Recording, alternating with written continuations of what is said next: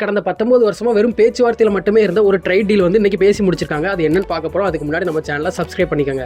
ஆமாங்க, என்னன்னு பார்த்தீங்கன்னா 2007ல் இந்தியா யூரோப்கான ட்ரேட் டீல் வந்து பேச ஆரம்பிச்சாங்க. அது இந்த 2026ல் பேசி முடிச்சு ஒப்பந்தம் பண்ணியிருக்காங்க.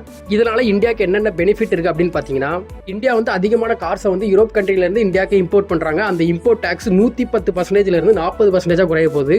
அது மட்டும் இல்லாமல் இந்தியாவோட கிளாத்துக்கு வந்து யூரோப்ல நல்ல வரவேற்பு இருக்கிறதுனால அந்த கிளாத் பிசினஸ்க்கு வந்து டாக்ஸ் ஃப்ரீ கொடுக்க போறாங்க. பிளாஸ்டிக் மற்றும் கெமிக்கல் வந்து எக்ஸ்போர்ட் பண்ணுறதுலையும் நிறைய டாக்ஸ் கம்மியாகுது. அது போக இந்தியா வந்து யூரோப் கிட்ட எதுக்காகலாம் டிமாண்ட் வச்சாங்க அப்படின்னு பார்த்தீங்கன்னா, இந்தியாவிலேருந்து யாரெல்லாம் யூரோப்க்கு ஒயிட் கலர் ஜாப்ஸ்க்கு வராங்களோ அவங்களுக்குலாம் விசா வந்து ஈஸியாக கிடைக்கிற மாதிரி ஸ்டெப் எடுக்க சொல்லியிருக்காங்க. அது போக இந்தியாவோட எஃகு அலுமினிய பொருட்கள் வந்து யூரோப்க்கு வந்து நிறைய எக்ஸ்போர்ட் ஆகுது. அது வந்து கார்பன் ரிலேட்டட் பொருட்கள் அப்படிங்கிறதுனால நிறைய டாக்ஸ் கொடுக்க வேண்டியதாக இருக்குது. அந்த டாக்ஸ் வந்து ரெடியூஸ் பண்ண சொல்லியிருக்காங்க.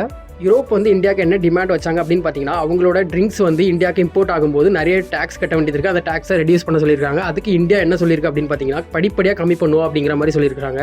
இந்தியா யூரோப் ட்ரேடுக்குள்ள இந்த மாதிரி விஷயங்கள்லாம் வருது. அது மட்டும் இல்லாமல் இந்தியா இது வரைக்கும் போட்ட ட்ரேட் டீல் இதுதான் ஒரு பெரிய லெவலான ட்ரேட் டீல் அப்படிங்கிற மாதிரி பேசப்பட்டு வருது. அது மட்டும் இல்லாமல் இந்த ட்ரேட் டீல் வந்து நடைமுறைக்கு வரதுக்கு 6லேருந்து 12 மாதம் எடுக்கும் அப்படிங்கிற மாதிரி சொல்கிறாங்க.